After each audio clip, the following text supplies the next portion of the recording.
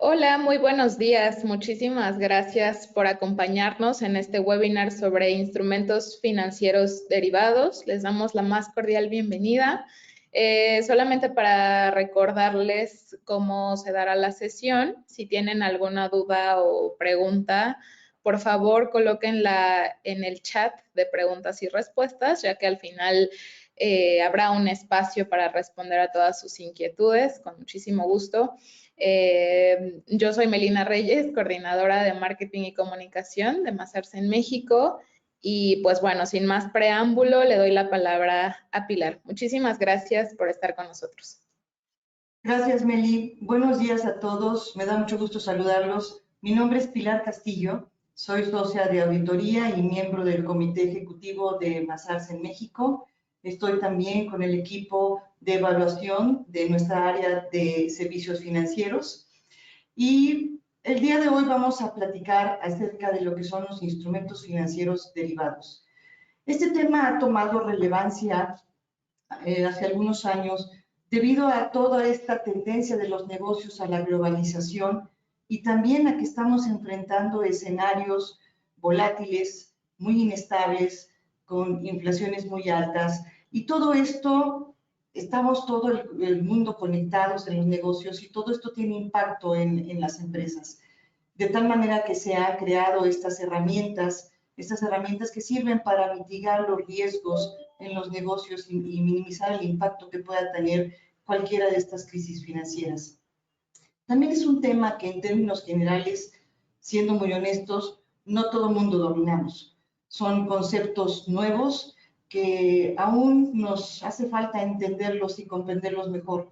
Es por eso que hemos decidido llevar a cabo este seminario, este webinar, en el cual el equipo de evaluación nos va a ayudar a entender qué es lo que son los instrumentos financieros, cómo funcionan, cuántos tipos hay, y poder comprender mejor y sobre todo saber cómo poderlos utilizar y aprovechar en beneficio de los negocios. En mi experiencia como auditor, una de las cosas que he visto es que muchas de las empresas manejan estos instrumentos financieros y todo esto es manejado por equipos centrales. Todo el corporativo es quien lleva a cabo el manejo, hace las negociaciones con los bancos y únicamente informa a las empresas, a las administraciones locales, la información que deben de registrar. Sin embargo, es importante que conozcamos todo esto, que conozcamos si el instrumento financiero que estamos llevando a cabo es suficiente y nos está cubriendo adecuadamente de todos los riesgos que se asumen de manera local. Es por eso que tenemos muchos puntos de vista y muchos enfoques acerca de este tema. Nuestro equipo de consultores nos ayudará a entenderlo y también a nosotros como auditores nos ayudará a que la administración tenga un mejor entendimiento y manejo de todas estas transacciones. Sin más, le cedo el micrófono a Humberto Rojas, nuestro socio del área de Financial Advisor. Adelante, Humberto. Gracias, Pilar. La realidad es que sí es un tema de moda, no es un tema nuevo.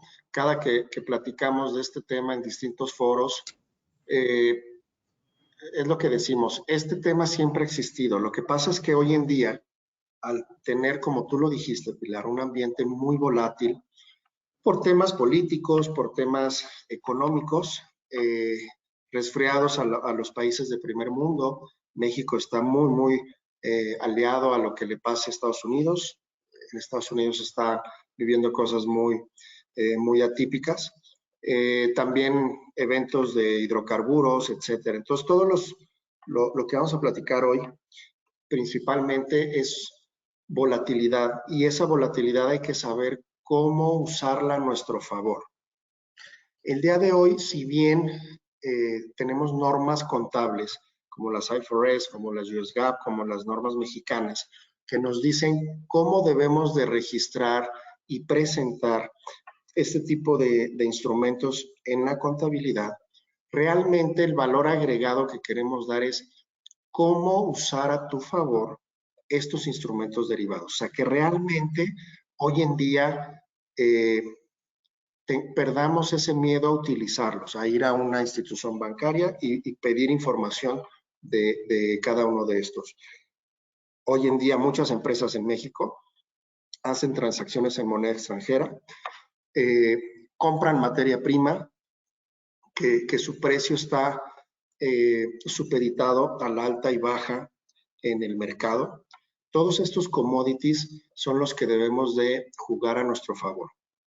Hoy en día, un ejemplo muy gráfico es el tipo de cambio mexicano contra el dólar, contra el euro, contra el dólar canadiense, está a la baja. Entonces, oye, hay que aprovechar qué negociaciones tenemos que seguir haciendo en dólares, qué negociaciones nos conviene ya mejor hacerle en peso mexicano. Hoy en día, y no me va a dejar mentir el equipo de evaluación que encabezan ahí con Mao, hay negociaciones que decimos, ¿saben qué? Ya no la negociamos en dólar. Mejor peso mexicano, porque sigue bajando, sigue bajando.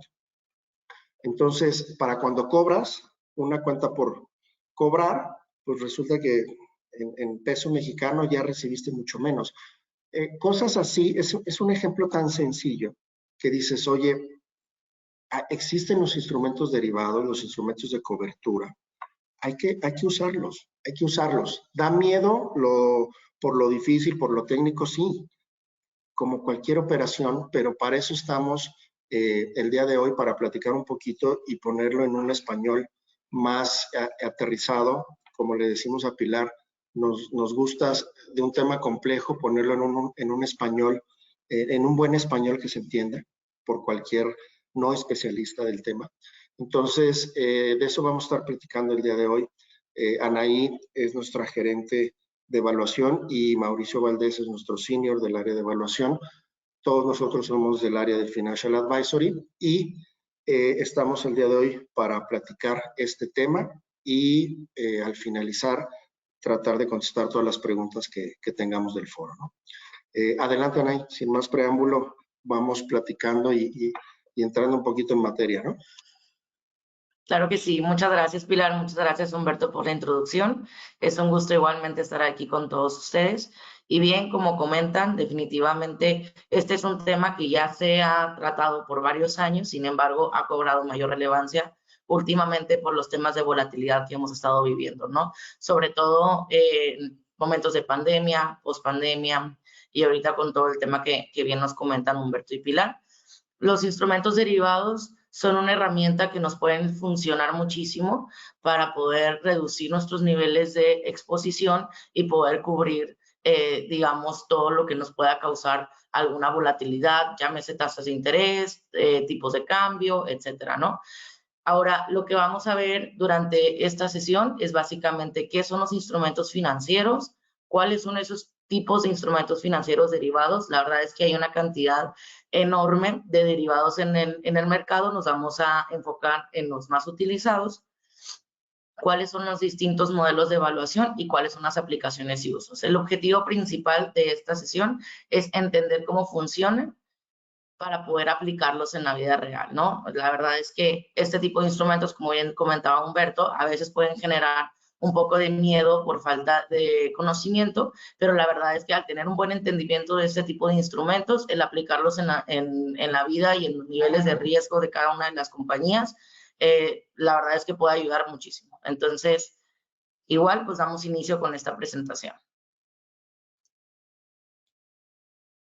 Perfecto, Anaí. Primero que nada, dar las gracias a Pilar, Humberto, nuevamente a Anaí por esta introducción. Es un gusto estar aquí con todos ustedes. Les agradezco mucho a todos los participantes, a todos los asistentes por mostrar especial interés en este tema que nos habla de una de las normas internacionales de información financiera que han agarrado mucho auge en la actualidad. Esta viene siendo la IFRS por sus siglas en inglés, específicamente la 9, que nos habla de los instrumentos financieros. La IFRS 9 nos habla de instrumentos financieros teniendo también como premisa lo que viene siendo la parte de instrumentos financieros derivados, ¿no? Para comprender qué es un derivado, pues básicamente comprendemos o entendemos que un instrumento derivado es un instrumento financiero cuyo valor depende del valor de otro activo. Regularmente este activo del cual se asocia el valor del derivado se le conoce como activo subyacente, ¿no? De igual forma, comprendemos que los derivados se pueden medir de varios o distintos modos, ¿no? De acuerdo a su complejidad, a sus características, o bien los agentes o variables que intervienen en la integración de cada uno de los instrumentos, ¿no? Hasta este punto, nosotros vamos a ir mencionando lo que vienen siendo las cualidades de estos instrumentos y después, a lo largo del webinar, nos vamos a enfocar un poco más a detalle en ver exclusivamente cuáles son las cualidades o cuáles son los agentes que intervienen en cada uno de estos instrumentos, ¿no? Entendemos de igual forma que estos activos subyacentes, de los cuales el derivado agarra o se le adjudica un valor, algunos ejemplos pueden ser las acciones, los bonos, las materias primas, los índices bursátiles o de igual forma monedas, divisas, entre muchos otros más, ¿no? Ahora, ¿de qué nos sirve conocer esta parte sobre el activo subyacente y nuestro instrumento financiero? Pues que regularmente nosotros pasamos a la parte de considerar una inversión, un plan estratégico acorde al giro de nuestro negocio, ¿no? Este plan estratégico se puede llevar de dos maneras, bajo una metodología de cobertura o bajo especulación. ¿Cuáles son las grandes diferencias o cuáles son las grandes vertientes que nosotros hemos visto en el mercado? Cobertura, nosotros si aplicamos contabilidad de cobertura, nosotros lo que buscamos es reducir o cubrir un riesgo determinado en el mercado. Es decir, esto yo voy a evaluar lo que viene siendo la operatividad de mi compañía o de mi empresa y ver cuáles son los factores sobre los cuales yo me puedo cubrir en el mercado, ¿no? Factores implícitos como bien lo mencionábamos, materias primas, divisas, acciones, demás. Esto va muy acorde a cada uno de las preferencias, pues, de cada una de las compañías que están evaluando si utilizar o no instrumentos financieros derivados. Ahora, la parte de especulación. La parte de especulación, aunque suena algo irreal o algo relativo, sigue siendo muy utilizado en la actualidad debido a muchas veces un mal asesoramiento por parte de las instituciones que otorgan ese tipo de instrumentos, ¿no? Muchas de las veces lo que hacen es, oye, yo entidad busco acudir con un banco para poder contratar o para poder buscar un instrumento financiero derivado.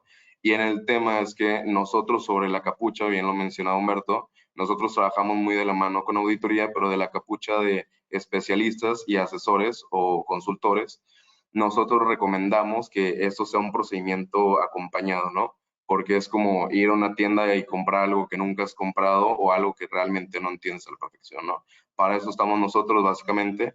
Y volviendo al tema de la especulación entendemos que es la postura tomada basada en expectativas, mas no es un riesgo cubierto necesariamente. En este punto se contrapone lo que viene siendo nuestra estrategia contra lo que realmente conseguimos. ¿Con qué quiero llegar con ese punto? Muchas veces nosotros podemos tener la intención de cubrir o mitigar un riesgo, sin embargo, las condiciones sobre las cuales yo estoy llevando la negociación no son las establecidas como para ser considerado una cobertura o que no sea aplicado para una contabilidad de cobertura. Y fíjate, Mau, te agrego aquí, porque mucho del desconocimiento de la norma del uso de los derivados yace en la diferencia entre cobertura y especulación, ¿sí? Realmente, y vámoslo poniendo así, tú puedes contratar derivados de ambos casos para cubrir algo que es mitigar un riesgo, o sea, una pérdida, principalmente gastar menos, pagar menos en algo que es volátil, que nos ayuda a establecer un precio fijo, que nos permite proyectar costos, que nos permite proyectar gastos, etcétera. Y es válido cuando sentimos que está subiendo el valor de algo, prefiero contratar algo que a un precio de hoy para yo saber que al menos en el futuro lo voy a pagar al precio de hoy y con eso puedo planear muchas cosas. Pero también estos instrumentos derivados, independientemente de que tengas una mala asesoría, tú los puedes contratar porque quieres ganar y esos son los de especulación. Oye, el tipo de cambio está bajando. Oye, voy a contratar de una manera incluso hasta de inversión, con alto riesgo, ¿no? Oye, voy a contratar unos derivados, unos forward a 2-3 meses con el tipo de cambio de hoy porque le estoy especulando a que va a seguir bajando el tipo de cambio. Y con suerte va a seguir bajando, entonces probablemente gane y eso ya le llamamos especular. Entonces, las compañías también, los tesoreros, están viendo cómo mover el dinero. Lo peor que puede pasarnos es dejar el dinero fijo en una cuenta bancaria. Entonces, hay instrumentos de inversión y muchas veces se utilizan los instrumentos derivados como un instrumento de inversión. Ahí ya estás jugando a la especulación.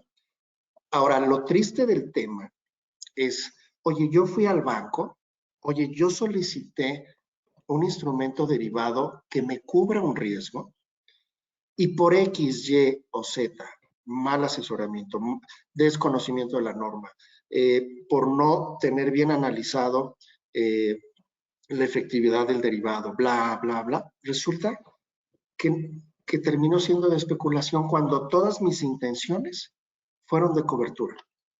Ahí es lo que también hace una gran diferencia en el registro contable y lo que pasa, tú dices, bueno, es un registro contable, es un cargo abono, sí. La lectura de tus estados financieros es totalmente diferente cuando hablas de cobertura que cuando hablas de especulación. Entonces, realmente es irnos educando a que este tema complejo hay que irlo desmenuzando de tal forma y documentando de tal forma que nos sirva para lo que lo estamos contratando, Mauricio. Anaí, no me van a dejar mentir que es el día a día con nuestros clientes y amigos del foro, ¿no? Sí, de acuerdo contigo. O sea, básicamente ahorita Mau comentaba, el valor de un derivado está totalmente relacionado con el activo subyacente con el que está realmente integrado. Entonces, digamos, si tenemos un instrumento derivado que está relacionado con el tipo de cambio, la volatilidad o el movimiento de ese tipo de cambio en el mercado nos va a dar lo que viene siendo el valor de ese derivado. Entonces, estoy de acuerdo contigo. O sea, a veces no hay tal cual un conocimiento integral de cómo funciona todo esto. Al utilizarlos como instrumentos de inversión puede ser un poco riesgoso para las compañías, ¿no? Incluso también porque a veces, como bien lo comentas, está una intención desde un inicio de cobertura. Sin embargo, por las características de la estrategia o de los contratos negociados, termina siendo clasificado como uno de especulación que tiene ciertas implicaciones dentro del registro de los estados financieros que vamos a estar platicando igual a lo largo de la presentación. Exacto, es correcto. De igual forma, complementando un poco lo que mencionó Anaí, Humberto, justamente lo que comentas por ahí es de suma importancia para lo que viene siendo la IFRS 9, porque no únicamente nos basamos en las intenciones o en la estrategia del cliente, ¿no? También tiene que venir acompañado de lo que vienen siendo acciones específicas, que viene siendo ahora sí que el registro contable, ¿no?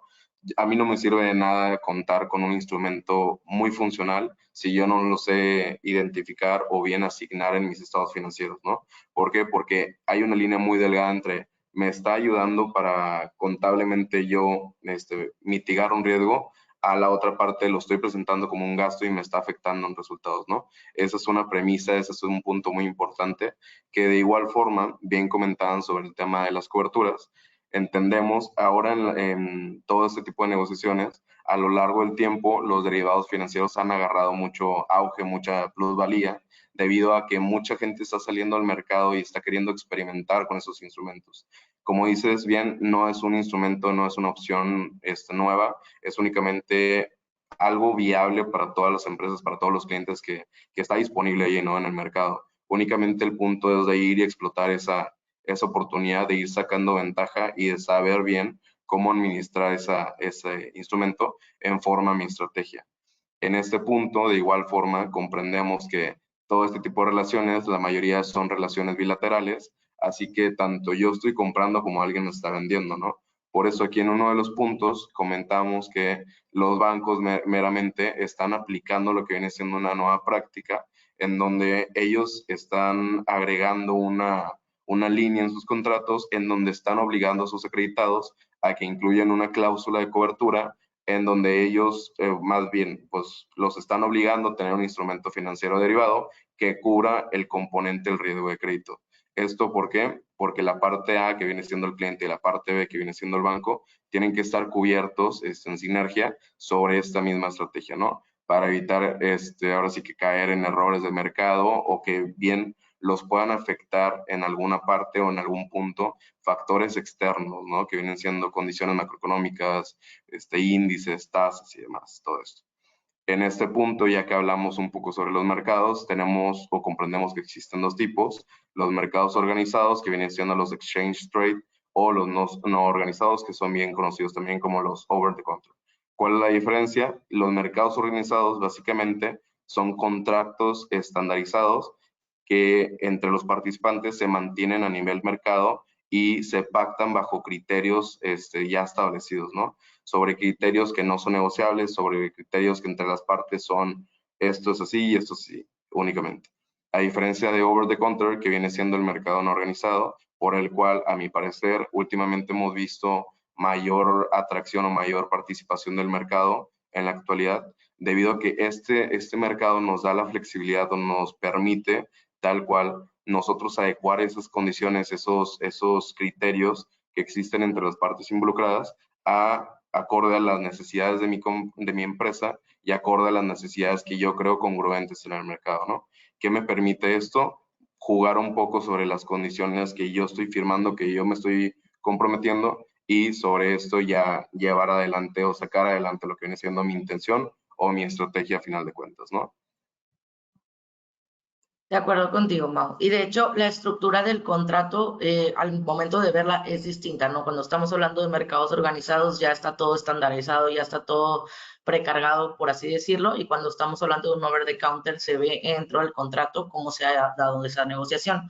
De hecho, muchas de las veces que apoyamos en revisiones de evaluaciones o en realizar la evaluación, una de la información clave que nosotros siempre pedimos y necesitamos para poder realizarla son esas cartas de confirmación, que así se le conoce, digamos, al contrato, en donde ya está la contraparte, muchas veces el banco con la compañía, y donde se negocian cada uno de los puntos, ¿no? Dentro de esa carta de confirmación, nosotros podemos observar qué tipo de derivado es, cuál es el precio que está pactado, cuáles son las fechas de ejercicio y, digamos, todas esas características que se necesitan para realizar una evaluación o una revisión se toman en consideración. La carta de confirmación viene siendo un factor clave dentro de la información que nosotros por lo general requerimos para apoyar, digamos, en este tipo de proyectos.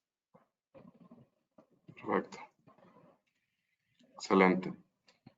Sí, y justamente como mencionaba hace un momento Anaí, la estructura tanto de los contratos como de igual forma de los instrumentos financieros derivados que existen actualmente en los mercados, que están disponibles, básicamente parten de una misma base, pero en sí se van adecuando, existen distintos factores que los diferencian entre sí, ¿no? Ahora, los instrumentos financieros derivados pueden ser utilizados o buscados por empresas para fines diversos, ¿no? Los cuales deben acoplarse a lo que viene siendo la estrategia comercial de cada una de esas empresas, buscando siempre un beneficio futuro o una cobertura sobre el mercado. En este punto que entendemos que básicamente las compañías o las empresas que están acudiendo o están solicitando algún tipo de instrumento financiero derivado, lo están haciendo con la intención de tal cual tal vez no ganarle al mercado, pero únicamente cubrirse sobre esos riesgos, sobre esa volatilidad que está inmersa, ¿no? A la que no le podemos sacar la vuelta. Ahora, entendiendo que existe una gran diversidad, una gran cantidad de derivados en los mercados actualmente, algunos de los ejemplos más comunes y que son algunos de los que nos ha tocado trabajar últimamente, parten de los swaps, ya sean swaps de tasa de interés, IRS, swaps de moneda, forwards, futuros y también las opciones que pueden ser divisas, tasas de interés y demás. Estos, por así decirlo, pueden ser los plan vanilla, que bien los conocemos como los derivados sencillos, ¿no? ¿Por qué hacemos este hincapié o por qué mencionamos que son derivados sencillos? Porque en la actualidad, bien lo mencionaban ahí en un momento anterior, existe una gran cantidad de instrumentos financieros derivados que se están creando, que se están formulando especialmente para las condiciones de cada uno de los mercados, ¿no? Ahora, ahí han surgido muchos derivados exóticos que nos han permitido jugar con estas condiciones, ¿no? Nos han presentado ahora sí que distintos derivados, como lo vienen siendo window forwards, swaps bonificados, combinaciones entre swaps, opciones, futuros y demás.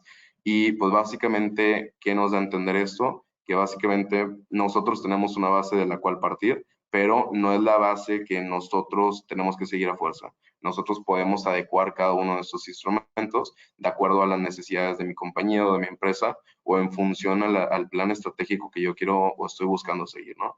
En ese punto, vuelvo a comentar, justamente por eso nosotros nos ponemos la cachucha de de consultores, porque de acuerdo a las necesidades del cliente es donde nosotros buscamos continuamente otorgarle o asesorarlo para que él siga por el buen camino y se puedan cumplir cada uno de estos méritos, ¿no?, que se están buscando mediante los instrumentos financieros derivados. Anaí, no sé si gustas comentar algo. Sí, estos son prácticamente de los derivados más utilizados que vemos. Sin embargo, como ha venido incrementando este nivel de volatilidad en el mercado, lo que se ha dado es que se determinan estos derivados, como bien comenta Mau, exóticos, en donde incluso puede ser una combinación de este tipo de derivados, ¿no? O sea, nos ha tocado ver derivados en donde se está integrando una estrategia de un swap con una opción, o nos está tocando ver lo que comentaba Mau hace un momento, un window forward. ¿Qué es un window forward? Es básicamente como si fuera un forward normal, entonces se está haciendo este intercambio de divisas, sin embargo se estipula un periodo específico en donde se puede ejercer eso que se le conoce como la ventana, ¿no? Entonces, eso se va adaptando mucho a las necesidades de las compañías, a la necesidad que nos está ya llevando el mercado, en donde se llevan a cabo esta combinación de derivados o de modificación de ciertas características que los pueden hacer un poco más exóticos. Sin embargo, siempre recomendamos como primero partir de los derivados bases, a partir de ese entendimiento y de tener esa, digamos, asesoría. Y ahora sí ya se puede hacer, digamos, esas combinaciones entre otros tipos de derivados para llegar a estrategias un poco más complejas. Entendido, excelente.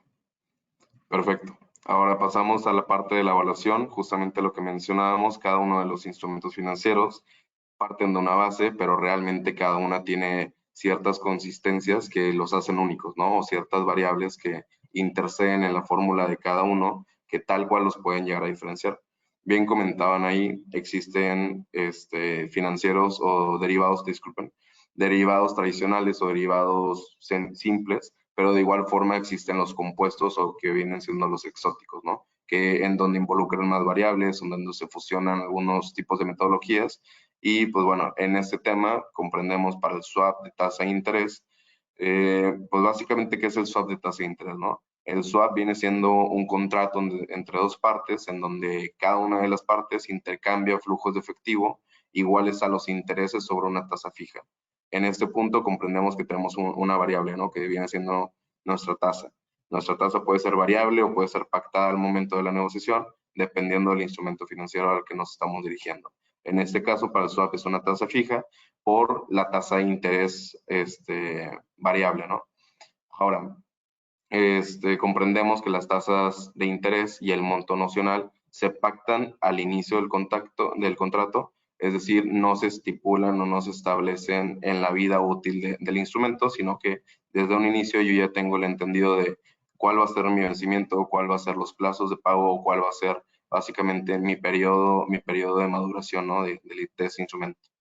Ahora, el mark to market para el swap se estructura de la siguiente manera. Esta viene siendo la fórmula. Para no meternos en temas específicos o en temas tal cual cuadrados, vamos a comprender cuáles son los factores que integran esta fórmula, ¿no? Que vuelvo a lo mismo mencionando que todas parten de la misma base. El mark to market lo comprendemos como nuestro valor razonable, ¿no? Nuestra M viene siendo nuestro monto nocional. Esto viene siendo la parte de cualquier instrumento financiero.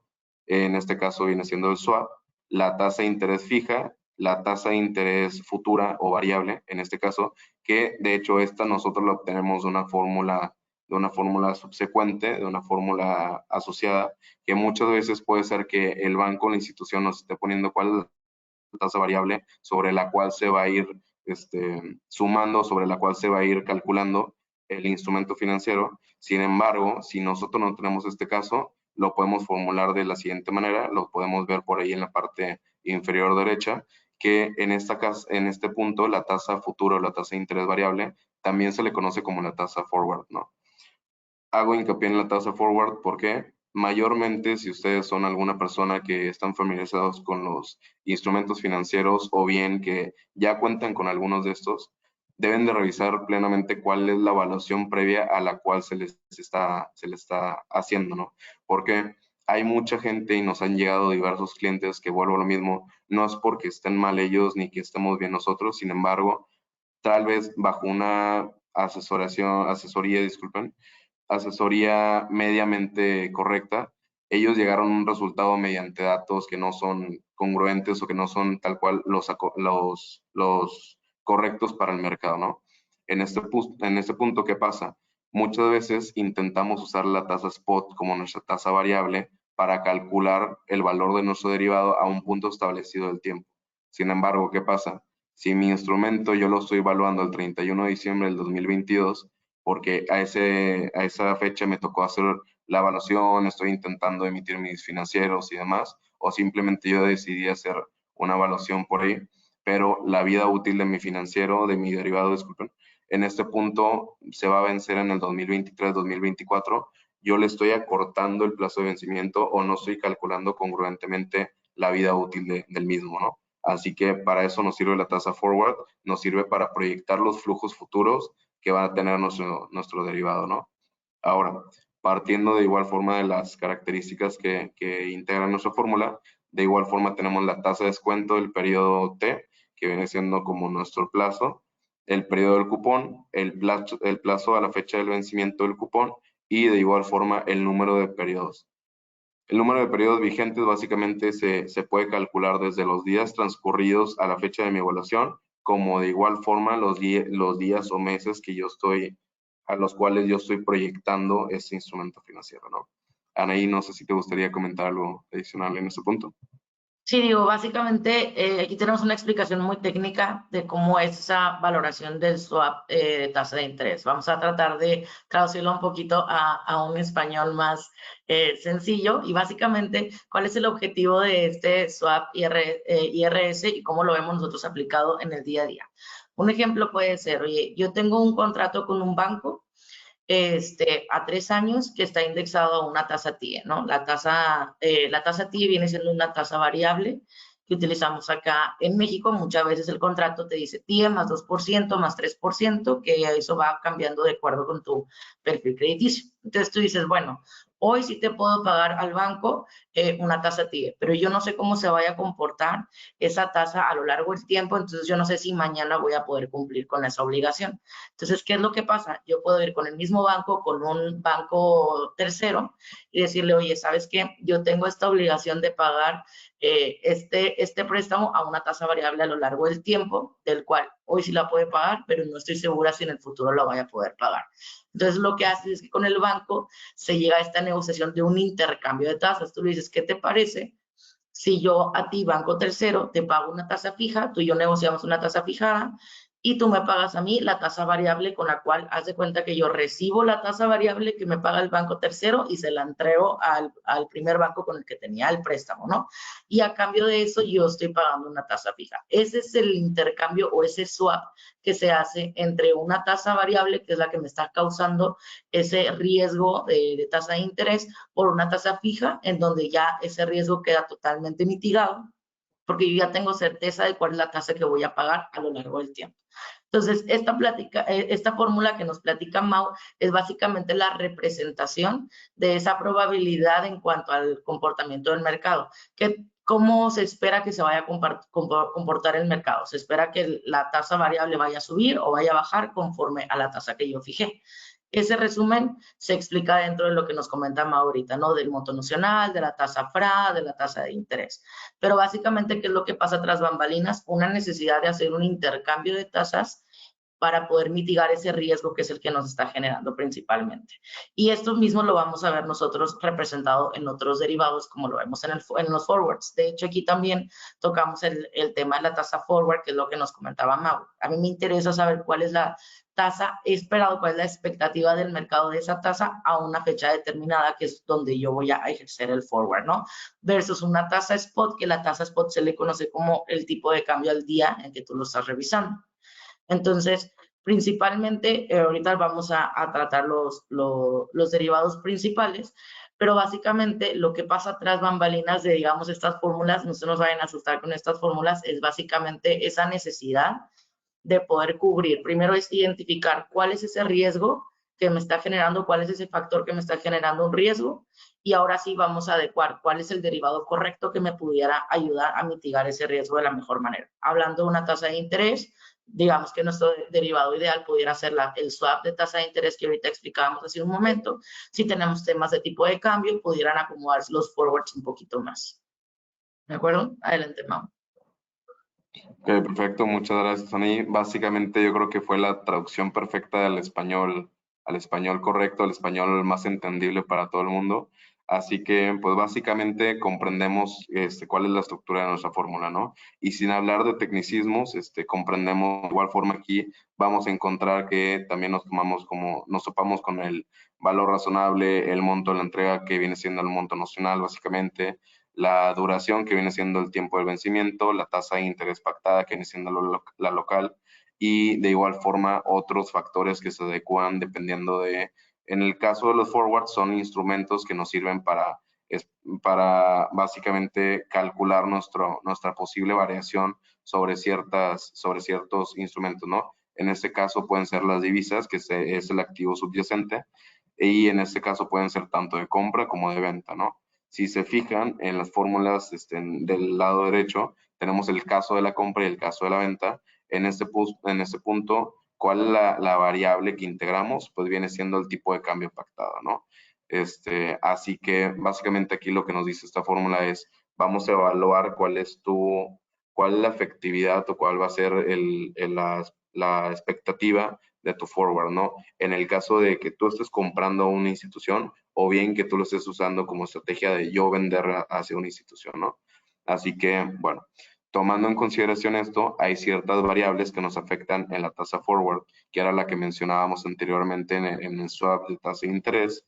Estas variables que nos afectan en este caso en el instrumento derivado del forward vienen siendo las expectativas de devaluación, las tasas de interés en pesos, las tasas de interés en dólares, el plazo del forward y la tasa de cambio vigente, ¿no? Que bien lo mencionamos, la tasa forward lo que nos permite es proyectar la tasa a la fecha futura del vencimiento de nuestro instrumento y no a un punto determinado del tiempo, que mayormente es lo que sucede con la tasa spot, ¿no? Así que, bueno, también, ¿cuáles son las variables que afectan el precio del derivado? Pues vienen siendo ahora sí que la volatilidad, las condiciones del mercado, la sensibilidad de tasas y demás, ¿no? De igual forma el plazo del vencimiento. Ahora continuamos con otro instrumento que viene siendo las opciones, ¿no? Anaí, no sé si nos puedas platicar un poco sobre este tema. Sí, principalmente, ahorita platicábamos de un forward, ¿no? Lo que es un forward es un intercambio de divisas. Platicábamos de un swap IRS, donde es un intercambio de tasa, nos movemos a lo que es un intercambio de divisas, en donde ya hay un contrato preestablecido que dices, oye, yo te puedo comprar tanta cantidad de dólares a un tipo de cambio fijado. Si ese tipo de cambio fijado está por debajo o por encima del mercado, pues puede que sea benéfico para mí o no. Sin embargo, yo ya entré a ese contrato y yo tengo que cumplir con esa obligación.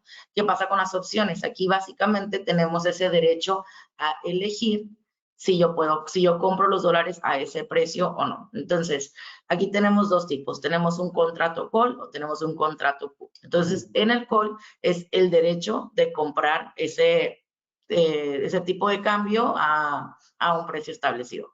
En el put es el derecho de vender, ¿no? Yo tengo el derecho de vender dólares a un tipo de cambio fijado. Ese derecho se puede comprar y vender.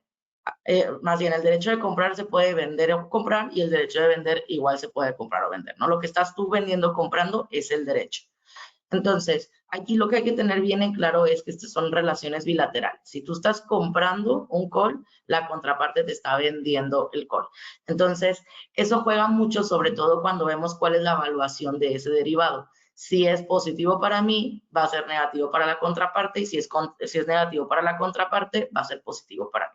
Entonces, aquí es bien importante tener como la lógica detrás para poder entender. Por ejemplo, si el tipo de cambio que yo fijé es de 20 pesos y el mercado está en 25 y yo estoy comprando ese derecho, quiere decir que a mí me va a salir más barato. Yo estoy comprando 20 pesos cuando el mercado está en 25. Estoy comprando más barato que el mercado. Para mí me va a beneficiar.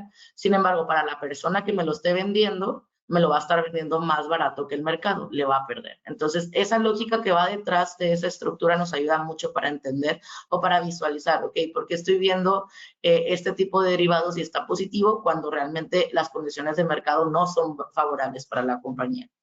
Entonces, una manera de poder visualizar esto es, por ejemplo, cuando nosotros entramos a este tipo de opciones, a diferencia de los forwards y de los swaps, que ya son contratos y hay una obligación de por medio, hay que pagar una prima, por así decirlo, o un fee por entrar a este derecho de poder decidir o no decidir.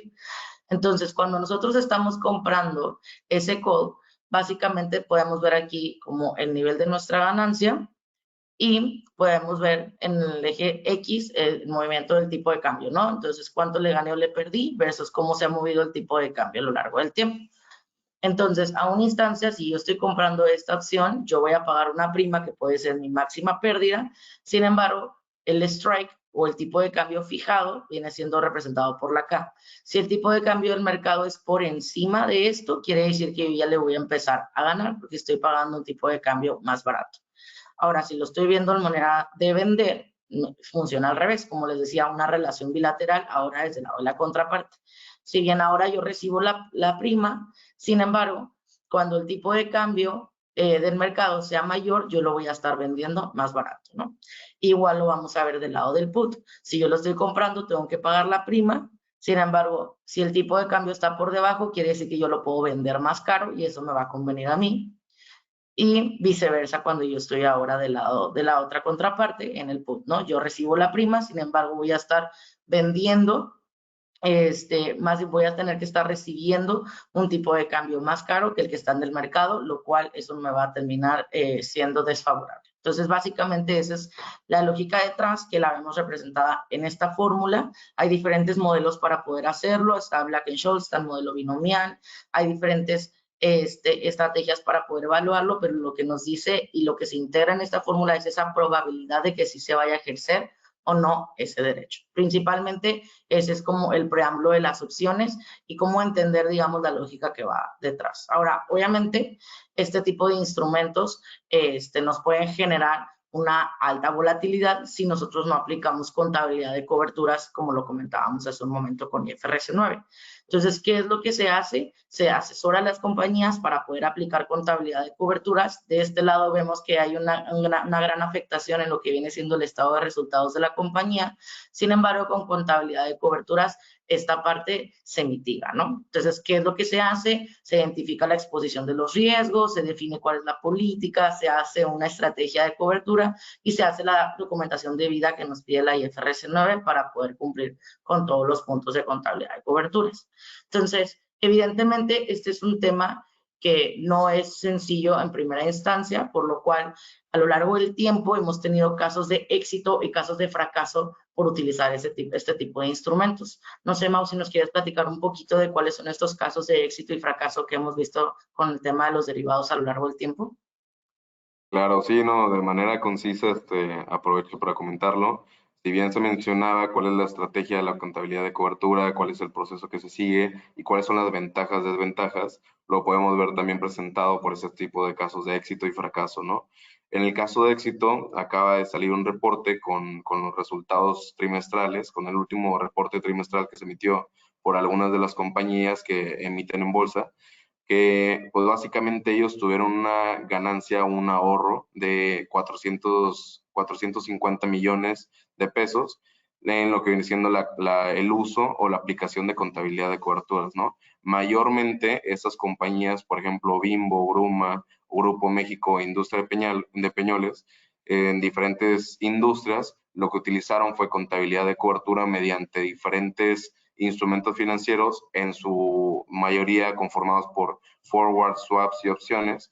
Ellos lograron una contabilidad de cobertura en un porcentaje razonable del 90 a 100%. Eso es algo importante decirlo debido a que tanto las coberturas pueden ser buenas como se nos puede voltear un poco la jugada y caer en sobrecobertura, ¿no? Es otro punto importante que en el área de Financial Advisory revisamos constantemente, que sea congruente y mediante diferentes tipos de pruebas de efectividad y demás, nosotros podemos llegar a esta evaluación, ¿no? De ver si es un caso de éxito o si es un caso que nosotros ocupamos meter mano para mejorar las condiciones.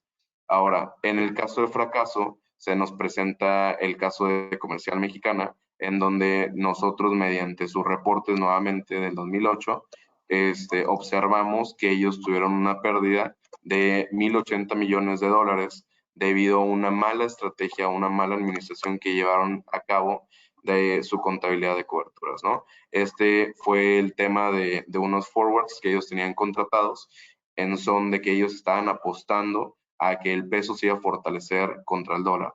Sin embargo, la jugada, bien lo mencionaba Humberto, muchas veces las condiciones no son las óptimas y no son los riesgos bien evaluados.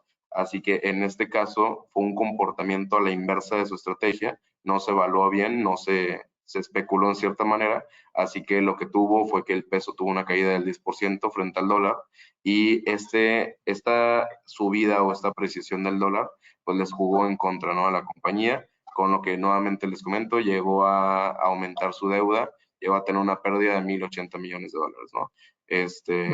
Pues bueno, este fue el tipo de casos de éxito, fracaso. Me gustaría dar un espacio breve, Humberto, no sé si tengas, Humberto, Anaí, si tengan algo que mencionar para ir cerrando en este tema. No, yo creo que hemos platicado los puntos muy atinados. La realidad es que estos casos de éxito y fracaso es una moneda al aire siempre, ¿no? Pero los instrumentos derivados te ayudan a mitigar ese riesgo o te pueden ayudar a ganar o perder. O sea, ahora sí que es parte de la globalización y cómo se manejan los mercados.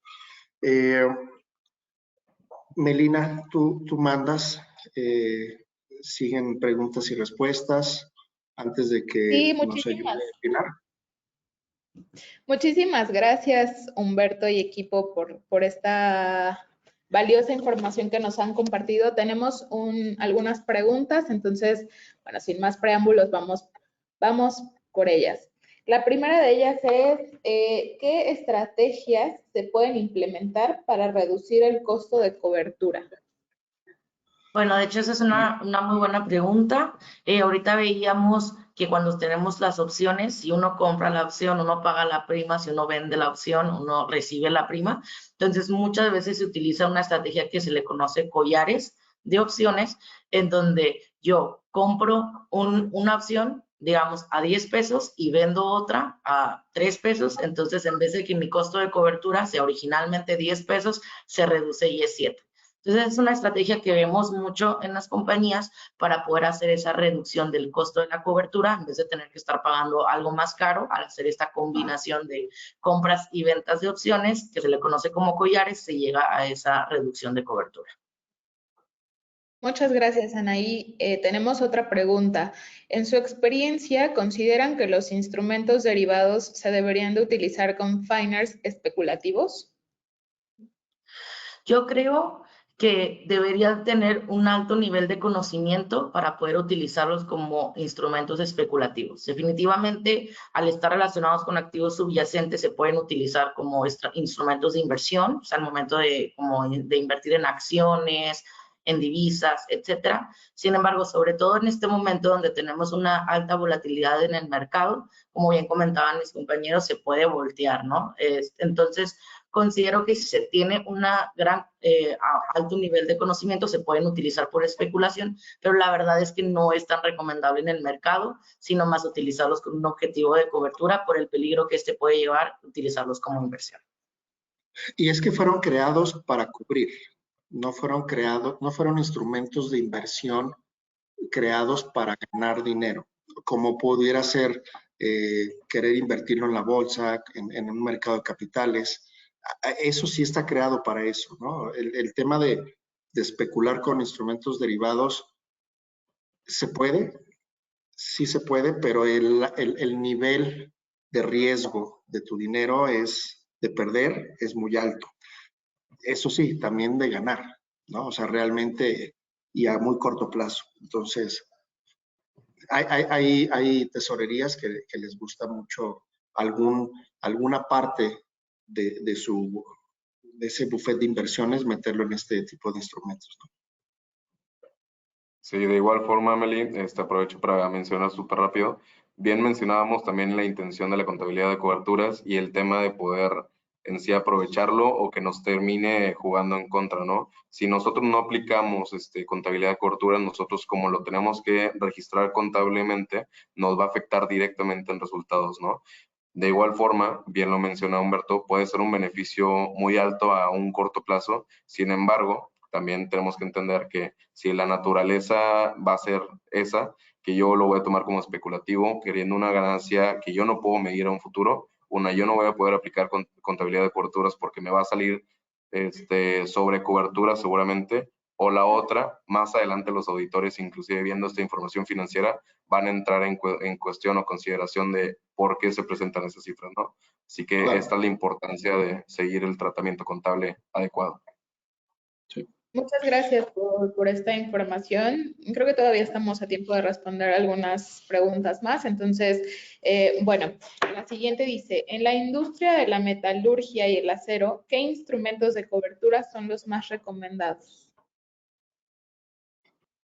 Ahí Bueno, principalmente son instrumentos que estén indexados a commodities. De hecho, esto es algo que sí vemos muy común, sobre todo porque muchas de las compañías en sus costos de producción, hay ciertos commodities que se utilizan, como el acero, el cobre, etcétera, que son metales que están tradeados, digamos, en lo que viene siendo el mercado. Y pues hay una volatilidad en el precio. Ya hay contratos preestablecidos con los clientes de venta, no vas a estar modificando ese contrato de venta si se te mueve o no el precio de un metal que tú necesitas para tu producción. Entonces, muchas de lo que hacen las compañías es fijar los precios de esos commodities para mantener estandarizados esos costos de producción y no estar afectando el nivel de su utilidad e ingresos de ventas.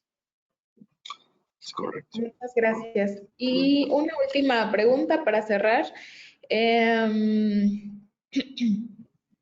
Dice, si tengo contratado un crédito indexado a una tasa de interés variable, ¿qué instrumentos de cobertura puedo usar? Ok, en este punto, pues bien lo comentó ahí justamente cuando lo tradujo al buen español, el swap de tasa de interés que viene siendo el swap IRS es el indicado en este punto porque básicamente hay que ver las contraprestaciones, ¿no? Que estoy entregando y que estoy buscando recibir. Así que en esta parte justamente si uno de los clientes que nos están acompañando el día de hoy tiene algún crédito indexado, justamente el instrumento derivado que sería más recomendado en este punto, desde nuestro punto de vista, sería el swap IRS, ¿no? De igual forma, sería ver cuáles son las variables que están inmersas en este derivado, ¿no? Para poder, ahora sí que hacer el traje a la medida del cliente. Sí, ahora obviamente este es un tema extenso. Muchas veces cuando hemos dado cursos de este tema, a veces lo llevamos en 3 días, ¿no? Entonces, obviamente aquí tratamos de hacerlo un poco más conciso y más entendible para ustedes, pero obviamente si hubiera alguna otra cuestión o alguna duda o inquietud que quisieran entrar a más detalle con este tema, pues sin ningún problema nos pueden contactar y nosotros con todo el gusto podemos dar una sesión un poco más especializada. Muchas gracias. Y recién nos llegó una última pregunta, ya nada más para cerrar. Ahora sí, en una opción, el vendedor también puede retroceder en la negociación. Entiendo que el comprador paga la prima y puede o no comprar las divisas al plazo, pero el vendedor también puede hacerlo. Bueno, ahí lo importante es ver quién compró el derecho. Si, digamos, si estás del lado de la venta, yo vendí el derecho, en teoría, si el mercado no es favorable, te lo va a ejercer la contraparte. Entonces, tú lo tienes que, por obligación, seguir en el contrato. Ahora, sí hay maneras de romper coberturas, pero muchas veces el fee o la multa, por así decirlo, de romper una cobertura se puede volver más cara que el efecto que se te pueda llegar a afectar por niveles de mercado. Entonces, muchas veces lo que se hace es que si hay una contraparte que está involucrada en este tipo de contratos y ya ve que no es favorable en el mercado, decide de todos modos esperar hasta que se termine la relación, que terminarla tempranamente por, digamos, esos fees que se tienen que pagar por romper esa cobertura. Entonces, el que tiene el derecho de decidir si entra o no entra o si ejerce o no ejerce es aquel que lo compra, así sea una compra call o una compra put. Muchas gracias. Pues ahora sí, para respetar el tiempo de todos los panelistas y de nuestros asistentes, le doy la palabra a Pilar para cerrar el webinar. Muchas gracias a todos. Gracias. Bueno, pues muchas gracias al equipo de evaluación de FA, como le llamamos aquí en Mazars, en México. Como comentabas, Anaí, realmente este tema es muy amplio. Gracias por poner esto en español, porque sí requiere de una gran especialización y bueno, pues estamos a sus órdenes para todas las personas que nos hicieron el favor de acompañar. Cualquier duda, por favor, con toda libertad, les podemos ver su caso en particular y poderlos apoyar. No sé, Humberto, si quisieras agregar algo más. No, pues agradecer a